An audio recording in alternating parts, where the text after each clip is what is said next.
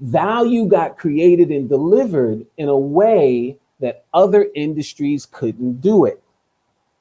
That's what's going to happen with crypto. And it's happening slowly and steadily and slowly and steadily. And as people come in and see what's here, they can't turn away from it. Doesn't mean they're going to engage, but now they're aware of it. So that's my long-winded answer, and I apologize for that. To how I think we get there. What's the catalyst for getting us there? Thank you, guys. Thank you. Now, part of the question was barriers to entry, and I think Catchcoin has an interesting uh, opportunity to make the barriers a lot easier. Nick, would you agree or not? Yeah, I mean, so our entire model relies around traditional businesses using Web3. And right now we might be, pretty early to the game. And the way that we plan on being able to overcome that is being able to offer those businesses a value proposition that they couldn't possibly achieve in any of their traditional customer loyalty or digital advertising spaces. And we think that, people will always follow the value. If I'm a business owner, the only thing that matters to me is my bottom line. And if I think that there's this new tool or gadget that my customers are already starting to use that I know can bring me foot traffic, people into my business in a way that other platforms haven't traditionally been able to do, then it's up to me to take that leap of faith, download that wallet, throw a few bucks in it, and give it a shot. And if it works, then it's going to do nothing but grow from there. And necessity is the mother of all invention. And with all of our traditional industries, they've been plagued with a lack of transparency and corruption. There's a lot of red tape. There's a million hands in the pot. And by the time you get done, maybe you run that ad and you feel like you didn't get quite the ROI you were looking for. You spent too much money, you didn't get enough of a return, or, it doesn't matter what kind of application you use as an example for that. But when you start to take out all of that fat in the middle and you allow the business to deal directly with the customer, and the only thing in the middle is Web3 DApp, and that value exchange far exceeds anything that they can achieve traditionally, those barriers of entry are going to come down. People are going to do whatever's necessary. It's in this, even from my own personal experience as just a crypto investor. I come from a traditional background, investment background, and I know what a traditional investor looks for as a rate of return. And then I look and I see crypto and I see, like, say, a meme coin, specifically, like I happen to get a really good hit off of Shiba in the last bull run. I, in my traditional mind, is telling me this is crazy. What am I doing? I'm putting money in a coin that's nothing more than a picture of a dog. And then on the other side, I'm thinking about it and I'm going, look at the returns that are being made off of this. So it's that same experience that we want those traditional business owners to have. Like, hey, this is different. It feels different. It's uncharted territory. I'm not sure about it, but look at the value I can achieve if I just take that leap of faith. So we want to provide that value opportunity, causing those business owners to say, look, this is all new to me, but we're going to go ahead and give it a shot, because if it works the way it looks like it's working, wow, it's going to change the game for us. And I think that's example is all across crypto. You can say the same thing a million different ways, whether you're talking about financial gains as an investor, or different types of tools used, technology, innovation used to create a higher level of efficiency, a cheaper product or service, or more transparency and a feeling of security, knowing at the level of corruption that we've had to endure from several industries across the board that's now being digitized. So yeah, I think Catchcoin is just a little tiny small part of that overall wave that's going to be taking over traditional industries. I like that. So, from David's point where we were with the traditional horse and buggy to using a car, and we're early, we're in those early days. to where people would look at meme coins just like you just mentioned, Nick, about Shiba.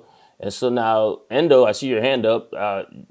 You're meme coin. So go ahead and give me your perspective on that. Yeah, no, I appreciate it. Tons of great points. So the catalyst, kind of Nick talked about a catalyst too, a driving force. I think one thing to mention, kind of before my spiel, is the administration that's coming into office. That's going to be essentially setting the stage with who's getting appointed, how they feel about crypto, what the new administration does. I don't want to take it political, but it's a lot more bullish. And I think will be bullish in the coming year too, to kind of set that stage for that catalyst. I don't know what it's going to be. I just know the likelihood of it increased drastically. Then you take the 4-year cycle that we're in and where we're at in it right now too.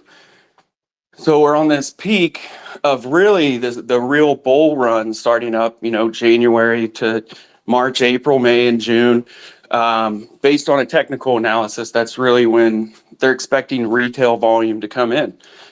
When you get that liquidity flow and you get that all the volume in there and a lot of retail, what you saw in the last cycle with Doge and SHIB too is, Doge hit a $65 billion market cap. That's crazy. All my relatives, they were the ones asking, how do I buy Doge? How do I do this with Doge? So that social mind share, really that people had once retail volume entered the market was around meme coins, was around, everybody was talking about it. Elon was on, Saturday Night Live. So I think, that mind share is going to be that retail volume coming in, seeing that you can make a quick gain on, it's kind of like it's gambling at the end of the day for a lot of these retail investors. So you see this opportunity within meme coins. So that's where I think a lot of the retail volume and liquidity is going to flow into. And, how do you set yourself apart from all the other meme coins too? So how does Lick, Endo, how does Lick set itself apart from the other meme coins? I mean, it comes down very to one point, right? A lot of meme coins are reliant on a meta or what's popular. Trump getting in office. Hey, let's make Trump coin. Okay, that's your meta. That's what you're based on. But with liquidated, there's no meta, and it's always relevant in up markets, down markets. Big news. Articles and all your bulletins that say liquidated, they're going to do marketing for us just because that term is always relevant, not only in markets, but in life. And you can take it financially, you can take it personally. There's a lot of legs to it. And as long as we're trading some form of currency and there's people that get liquidated to a certain degree, we're going to be there. We're going to be relevant. Awesome. Nick, I think I saw your hands. After this, we're going to move on to the next topic. Yeah, no, something that Endo mentioned, which, is incredibly important is, all industries, if you look at the most explosive times of an industry or the times when industries die overnight, it's all based on regulation. If they came in and put a bunch of regulations on an industry, it could die overnight. And if you come in and you pull a bunch of regulation off an industry, it could explode overnight.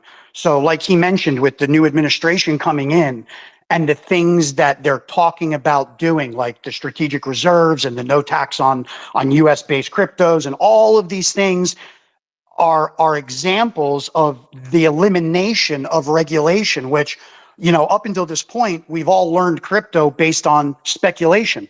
Every cycle has been nothing but speculation. And now when you have an admin coming in and saying that they're going to deregulate the whole industry, and at the same time, you have Bitcoin for the first time in its life has actual use case. Now it's been accepted by institutions as a form of, quote unquote, digital gold. They gave it a use case. So with those two things cross-secting, I think you're going to see one of the craziest super cycles of ever, one of the craziest cycles ever, and it's going to be a super cycle. And, this all goes back to the will of the people. With meme coins specifically, I feel like people vote with dollars, right? So when you see, like you had mentioned, $65 billion in Doge, what that tells me is that there's 65 billion votes that those people felt that investment in a meme coin was going to be financially safer for them than keeping it in the dollar. Whether they felt that it was going to go up faster than the dollar or whether they felt that it wasn't going to go down as fast as the dollar doesn't really matter. They voted with their dollars to the tune of 65 billion. So the writing was on the wall, and now you're seeing an admin coming in and going to answer that with deregulation. I mean, it's pretty obvious, I think, where this is all going, and it is those catalyzing events that I talked about earlier. Thank you. You mentioned something, Nick, that was a great segue into the next topic. And I think, Eric, considering, what you do, my question is, what innovations or solutions will make crypto a part of everyday life? Like, we're talking about the average 65-year-old or maybe 30-year-old who's just not into crypto, have never heard of it. And I mean, areas like real world assets, DeFi, supply chain, or community driven projects. Can you give some intake on that, Eric? Yeah, for sure, man. I think a lot of the time we kind of get lost into like what we see on Twitter, X, and a few other things, and we can just see what's front facing. But we do have to also realize that a lot of the technology in crypto at its core is being adopted by enterprise already. Banks such as JP Morgan and Chase, as well as Wells Fargo, Bank of America, any of the kind of community, the commercial banks that we typically think of in the U.S. They already have it there. Walmart has supply chain blockchains from Hyperledger, and so the things that will allow for the typical, let's say, 65-year-old individual you mentioned. Well, there's apps like Dia. So that's Ukraine's e-government app that's pretty much all blockchain based. It's probably the coolest thing I've ever seen. It allows people to actually digitize land, and you can sell deeds to people within your community. You can do banking. You can get grants from government to subsidize certain things. It's that, and you can have your digital health records on file with the government, just through your phone. And then wallets as well. It's easy to log in with a Web3 wallet compared to how we traditionally think of just, username and password. Some of the most mundane things as we see it will actually be kind of the innovation that will allow everyone to adopt it. There'll be a slow transition over the course of the next 5 years. It's even now, and we'll start seeing it in smart cities and kind of digital public infrastructure. But, it's coming. One of the projects I'm engaging with is in Uzbekistan at the moment. They're looking for crowdfunding public grant solutions. And so we'll see something like a Gitcoin, being spread out across the world at some point, and there already kind of is. So, yeah, I mean, kind of the things we'll see are, what we've seen before, but just a more private, secure wrapper, especially as AI kind of blooms and goes into effect. There will need to be a need for digital integrity and this kind of cryptography to kind of keep it in check and immutable, so people aren't just messing with the algorithms that underlie it. So there's a lot of things we'll actually see on the back end that will kind of permeate out forward. Thank you for that. David, would you like to add your input? Yeah, thank you, Eric. Amazing answer as always, man. Just great stuff on the back end. I think it's. I hear quite a bit that we are at a crossroads at times, and I think we are, but often I tend to think for not because of whether the industry will survive or not, but what is this industry going to be ultimately? And we have to do, the crypto industry, those of us in the industry have to do a lot better job, I think, at policing ourselves, putting some of the things to the forefront that aren't enough in that security, and also coming together in conversations like this and talking with each other. I'm learning a lot about, what you guys are up to. And it's really, really exciting. And I'm motivated to reach out to you guys and see how you can help, because I've got a ton of different resources and areas that could probably really be helpful. But that's really critically important. But, I also think with regard to, I'm always defending meme tokens, right? And the reason is for me, if you want to see the purest form of crypto, it's a meme token. Crypto is the difference between a crypto, a project, and a stock. The difference between Ethereum and Tesla is that you can buy Tesla stock. You will never have any input on what happens with Tesla, right? You buy Ethereum, you can have input on what happens. And that is, as I said earlier, it's this paradigm shift. That is the difference maker of crypto. And that part has to stay at the forefront, because that's the empowering part. That's the part that makes the regular guy, the guy who's a waiter at a restaurant who believes in Dogecoin or whatever, and puts his money into it, saves, $50 or $500, and 2 years later it's at $2 million. But also now he's empowered, right? So that's the part. So when I hear about meme tokens, and you talk about, how do we get people in? People typically, more than 35% of the retail came in through meme tokens in the last bull run. Now, why is that? Because most of this tech and crypto, nobody understands. I mean, I talk with blockchains and all these people. Some of these guys are brilliant, but what they're talking about, it makes absolute. It's Chinese, and I don't speak Chinese. But a meme token is simple. It's a bunch of people who have decided that they're going to come together around an idea. And we're going to prove that we can make this idea financially successful. That is crypto. That's the core of this industry. That's it. So we need meme tokens because it gives people like a simple, rallying, humanistic ability to engage with this industry.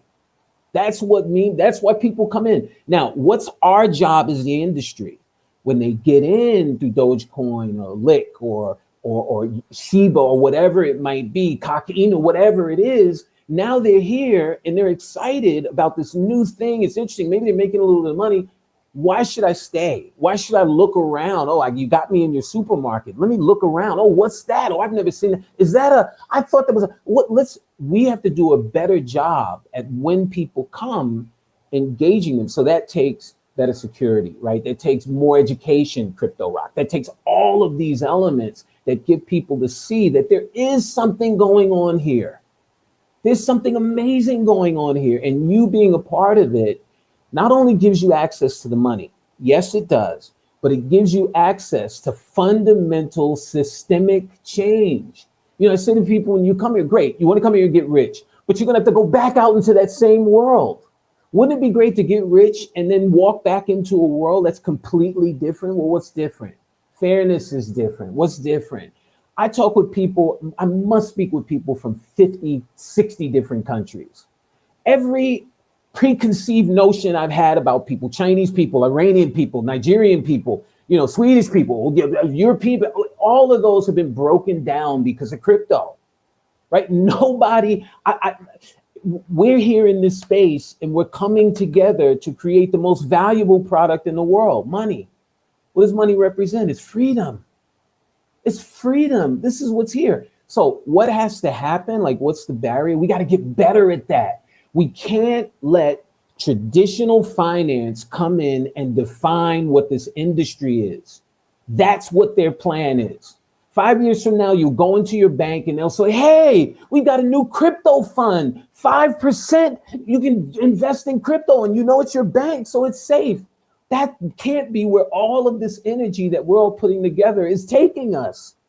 We got to build something different here, something better, something that, again, sets up a world that we want to see. That's the power of crypto. That's the empowering power of crypto. So I just wanted to add that part to it because, yeah, all of these things are great. But that's why when I talked about this, I made the comparison to the automobiles becoming prevalent. We got to keep that spirit. A wife at home telling her husband, go buy a car. She doesn't care how much it costs, right? She's motivated. right? We're all here in this space because human nature is we want to come together to solve problems. That's crypto. So I'm always, whenever I'm in these conversations, I just want to put that in the forefront because that's bigger than a banker. That's bigger than BlackRock or all. We know what they want, right? But what do we want? That's got to be at the forefront of this industry. I love that.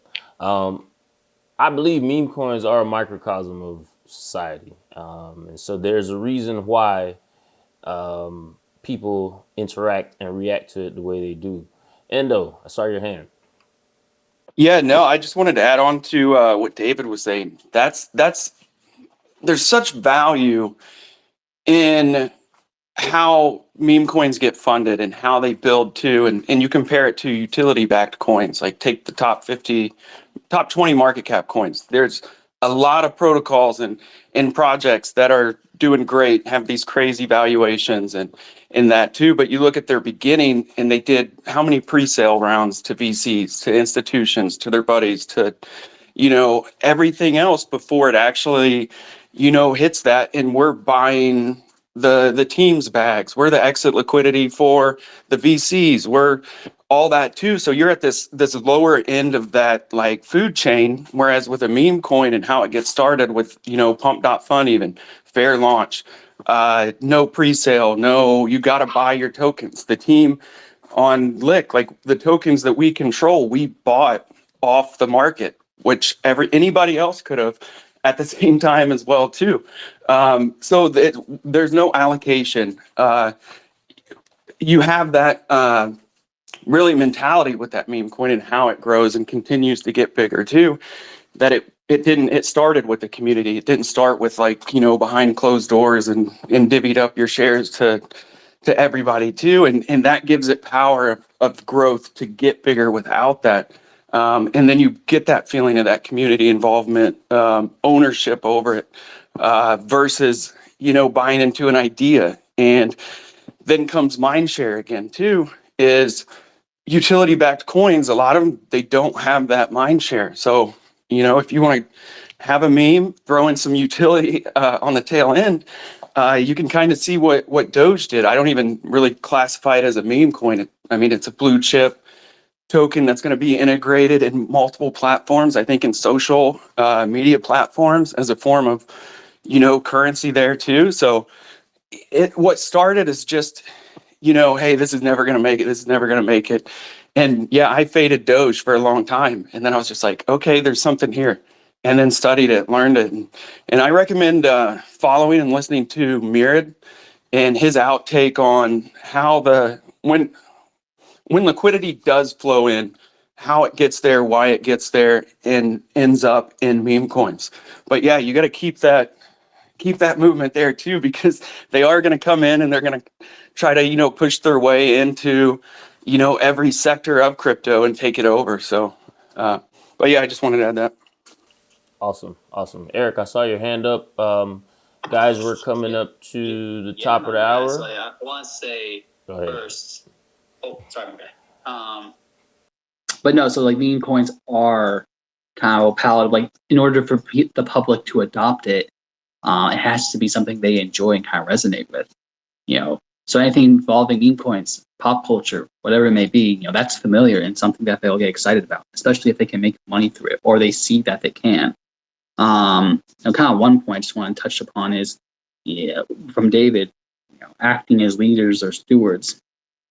Kind of an empowering, it's kind of a food for thought point, but in empowering individuals as leaders, people run the risk of causing the same issues that plague the crypto or the traditional financial industry and kind of replicating that here. In many cases, the current issues that plague crypto are in fact the same ones that have kind of arrived the traditional finance system. So I think kind of a good way to frame it is, rather than there's for the past and this is the future, or there's two different distinct ones, I do see them converging at some point. So it's better to view it as how can you fix the entirety of finance rather than this is kind of the new wave or the old way. Just my point, but something to keep in mind. All right, that's a great segue. We have about 5 minutes. David, I see you want to respond. Let's keep it short. What is the future? You can respond, and then we're gonna move into the end about what does the future look like? Because I think Eric, what you said is a great segue. In 3 to 5 or 5 to 10 years. Go ahead, David.